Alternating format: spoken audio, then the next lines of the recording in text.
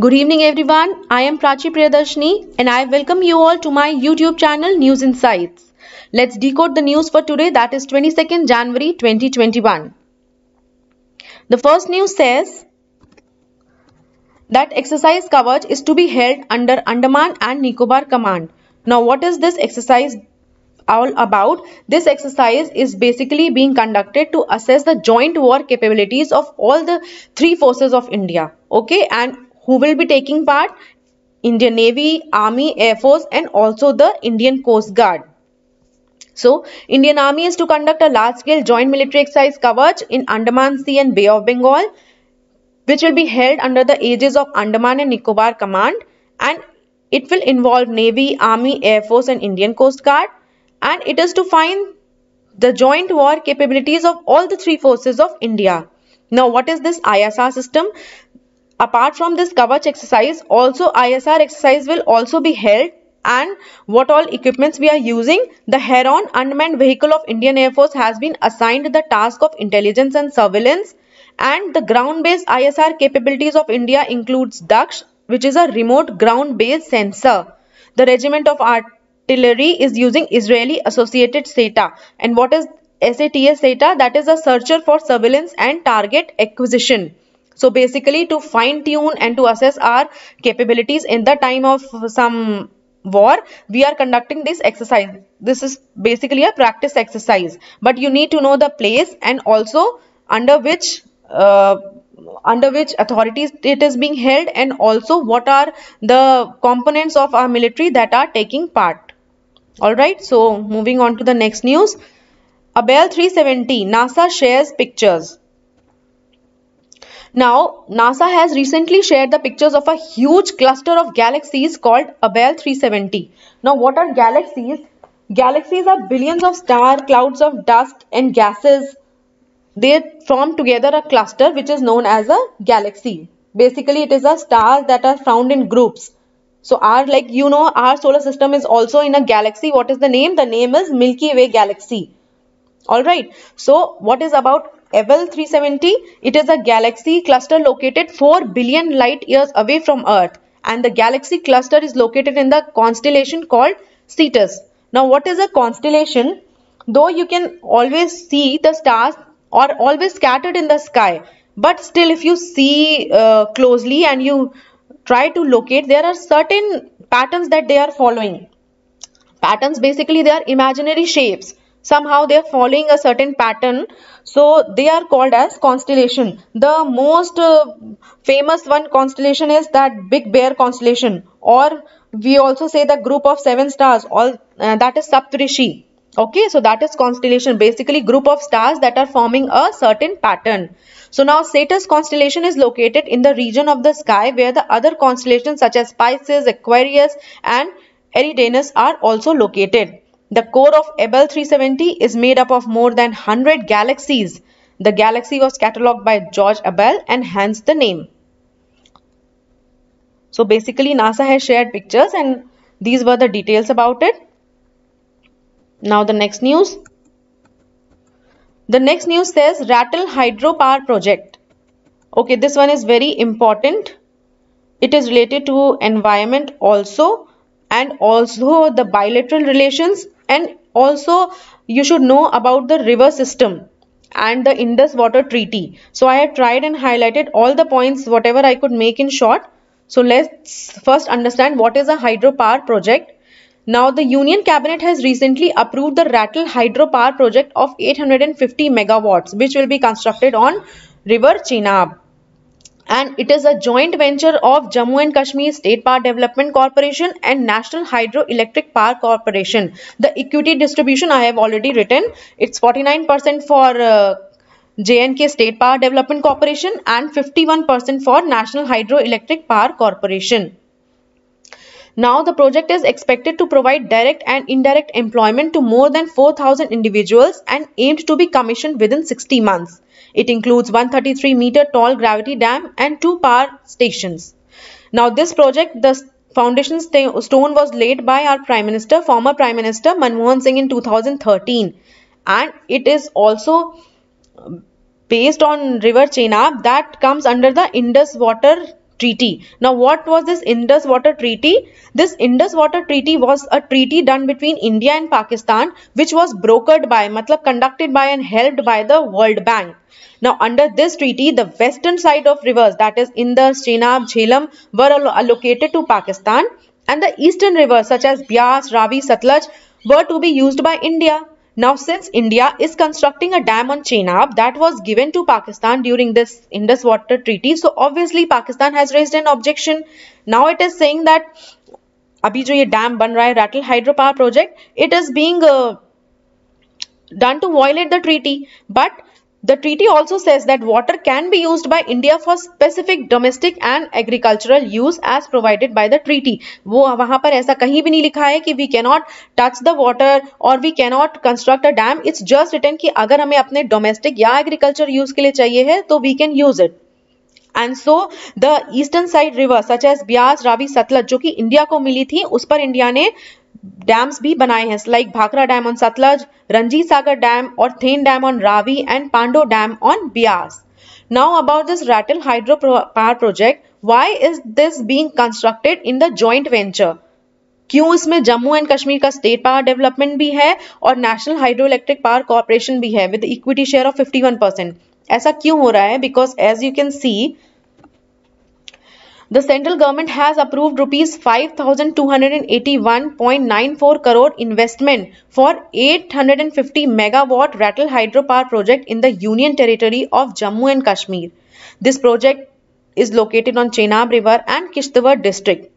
Now, what is happening is, since agar the division of power plant in India is like that, if you construct a solar power plant, the cost of construction will be around 6 crore per megawatt, and if you use coal based power plant it will be about 7 to 8 crore per megawatt. For hydropower plant it will be about rupees 10 crore per megawatt. So, and coal is also a non-renewable source of energy. That is because it will take again millions and million years to form, and once if you make a plant based on coal, it also endangers the environment there.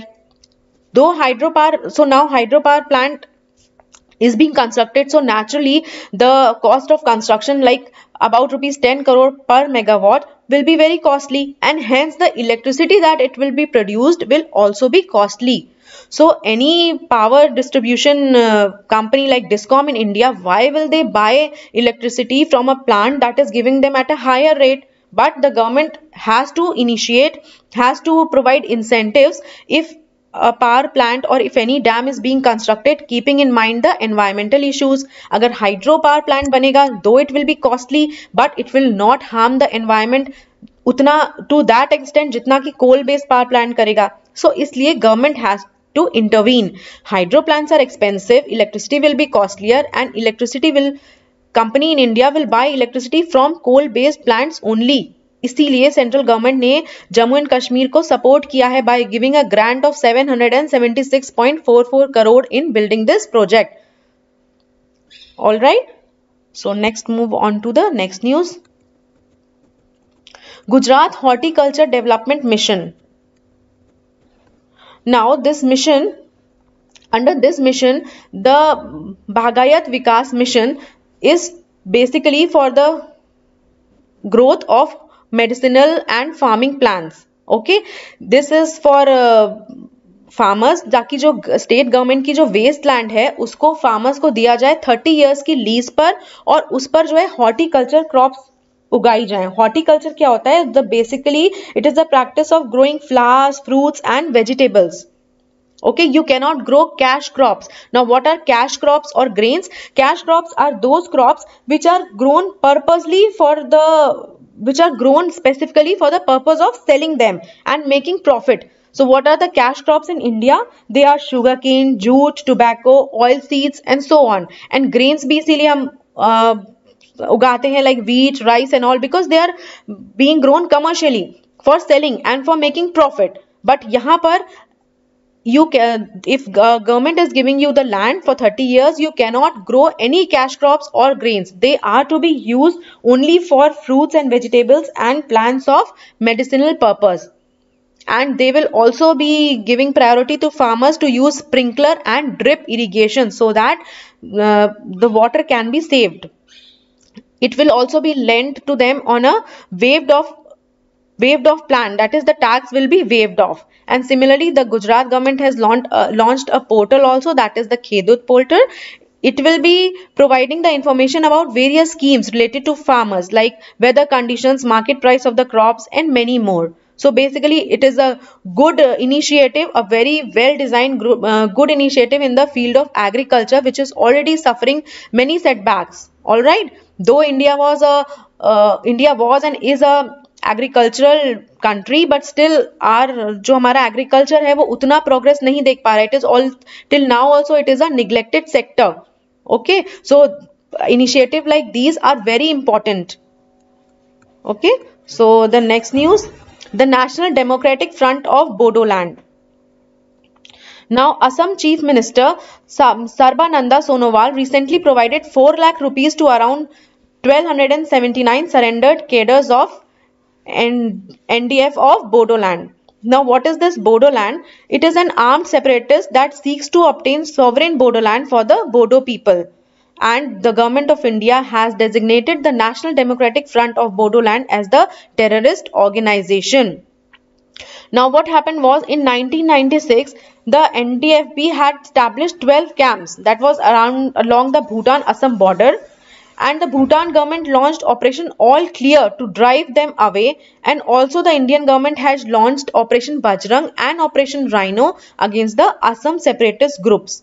Now, since it is the news is telling about the Bodoland, so we need to know about this Bodo movement and also who are this Bodo people. Bodo tribe kya hai? So Bodo Accord 2020. The Bodo Peace Accord 2020 was signed between the All Bodo Students Union, Assam government and the National Democratic Front of Bodoland, and under which the government announced that 1500 crore package for the Bodo areas of Assam. Now, in the 27 years of conflict, the government of India has signed 3 agreements with the Bodo tribes in 1993 and also in the 2003. So basically, who are the Bodos? The Bodos are the single largest tribal community of Assam, which make up to 5 to 6% of the state's population, and they are also the part of the Bodo Kachari family that is spread across the northeast India. They speak Bodo language, and this is important, Bodo language is also recognized as one of the 22 languages in the Indian Constitution. The Bodos are recognized as plain tribes in the 6th schedule of the Indian Constitution. Many GK questions can be framed from here, so you need to take a printout of this slide or make a slide, or you can write down and you need to learn it. Bodo language is recognized as one of the 22 languages mentioned in the Constitution, and Bodos are recognized as the tribes in the 6th schedule of the Indian Constitution. So moving forward, now this news is again related to the defense. Now, HAL has test fired a smart anti-airfield weapon from Hawk aircraft successfully. This was developed by DRDO and is the first smart weapon fired from an Indian Hawk. Now, what is this? Basically, smart anti-airfield weapon or SAAW is a missile that is being launched by an aircraft, that is Hawk aircraft. Now, we already had Hawk aircraft earlier also, but since our government is planning to increase indigenous defense production, so the upgraded version of the Hawk, that is the Hawk Eye, is the HAL's internally funded program offering the Indian Armed Forces an upgrade and combat capability for transforming it into an advanced jet trainer, providing training on sensors and weapons in peacetime and into a potent combat platform during conflict. अभी Indian government क्या है, वो ज्यादा से ज्यादा plan कर रही है कि इंडियन डिफेंस प्रोडक्शन हो कंट्री में, जो भी वेपन्स है वो हम बनाएं और इंपोर्ट्स कम हो और एक्सपोर्ट ज्यादा हो. तो इसीलिए government has also kept a target of defence export of ₹35,000 crores, which is to be achieved by 2025. And in order to achieve this target, or you can say as a first step of this target, the Union Cabinet has also approved the export of Akash missile system. So this was about SAAW, that it is a long-range precision-guided anti-airfield weapon which is capable of engaging ground targets with precision up to a range of about 100 kilometers.